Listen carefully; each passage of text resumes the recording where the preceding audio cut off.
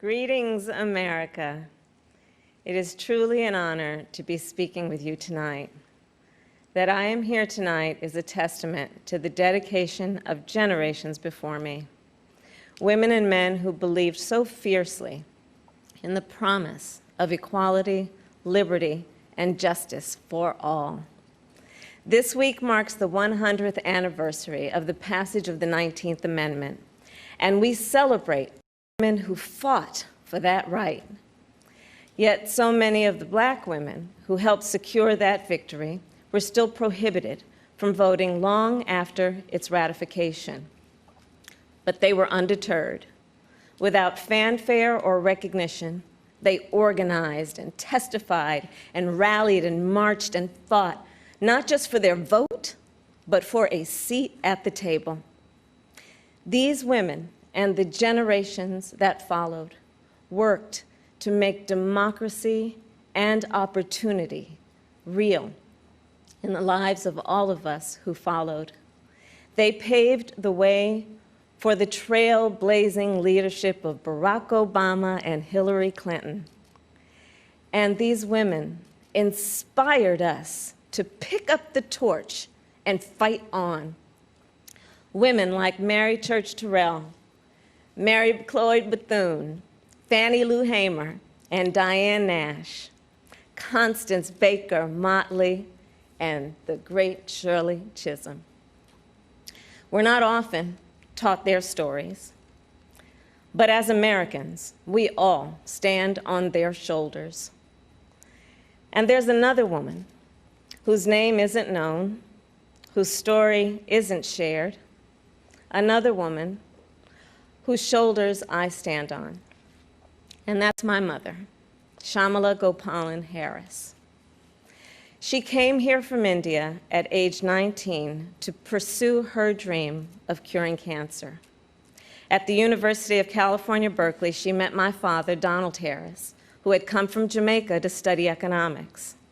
They fell in love in that most American way while marching together for justice in the civil rights movement of the 1960s. In the streets of Oakland and Berkeley, I got a stroller's eye view of people getting into what the great John Lewis called good trouble. When I was 5, my parents split, and my mother raised us mostly on her own.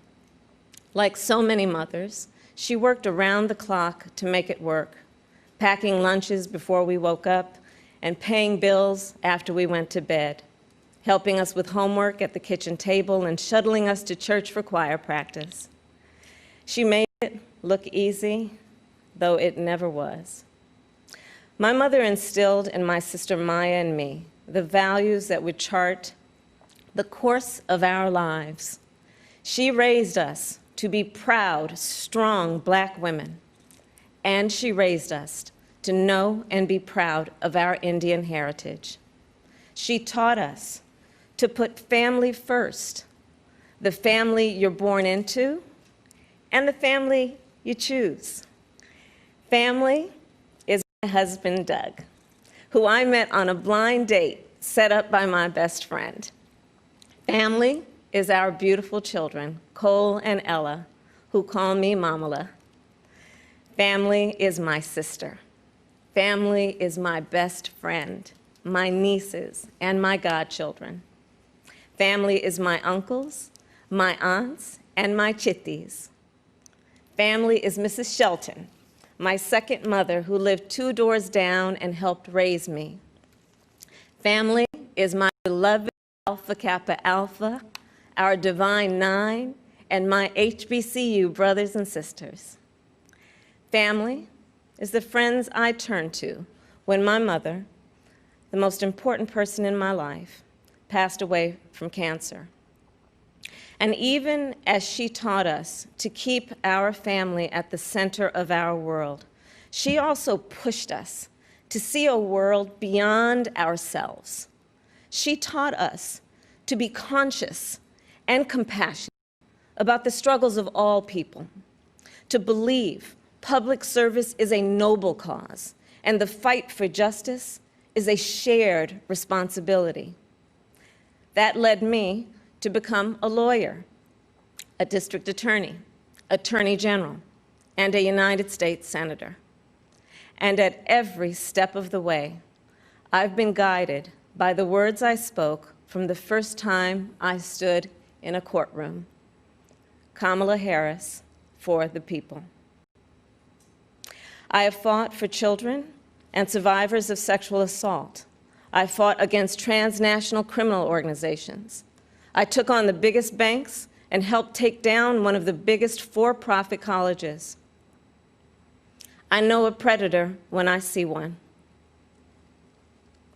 My mother taught me that service to others gives life purpose and meaning. And oh, how I wish she were here tonight, but I know she's looking down on me from above. I keep thinking about that 25-year-old Indian woman, all of 5 feet tall, who gave birth to me at Kaiser Hospital in Oakland, California. On that day, she probably could have never imagined that I would be standing before you now and speaking these words. I accept your nomination for Vice President of the United States of America. I do so committed to the values she taught me, to the word that teaches me to walk by faith and not by sight, and to a vision passed on through generations of Americans, one that Joe Biden shares, a vision of our nation as a beloved community, where all are welcome, no matter what we look like, no matter where we come from, or who we love. A country where we may not agree on every detail, but we are united by the fundamental belief that every human being is of infinite worth, deserving of compassion, dignity, and respect. A country where we look out for one another, where we rise and fall as one, where we face our challenges and celebrate our triumphs together. Today, that country feels distant. Donald Trump's failure of leadership has cost lives and livelihoods. If you're a parent struggling with your child's remote learning, or you're a teacher struggling on the other side of that screen, you know what we're doing right now is not working. And we are a nation that is grieving the loss of life, the loss of jobs, the loss of opportunities, the loss of normalcy, and yes, the loss of certainty. And while this virus touches us all, we got to be honest, it is not an equal opportunity offender. Black, Latino, and indigenous people are suffering and dying disproportionately. And this is not a coincidence. It is the effect of structural racism, of inequities in education and technology, healthcare and housing, job security and transportation, the injustice in reproductive and maternal health care, in the excessive use of force by police, and in our broader criminal justice system. This virus, it has no eyes, and yet it knows exactly how we see each other and how we treat each other. And let's be clear, there is no vaccine for racism. We've got to do the work. For George Floyd, for Breonna Taylor, for the lives of too many others to name, for our children, and for all of us. We've got to do the work to fulfill that promise of equal justice under law. Because here's the thing, none of us are free until all of us are free. So we're at an inflection point. The constant chaos leaves us adrift. The incompetence makes us feel afraid. The callousness makes us feel alone. It's a lot. And here's the thing. We can do better and deserve so much more. We must elect a president who will bring something different, something better, and do the important work.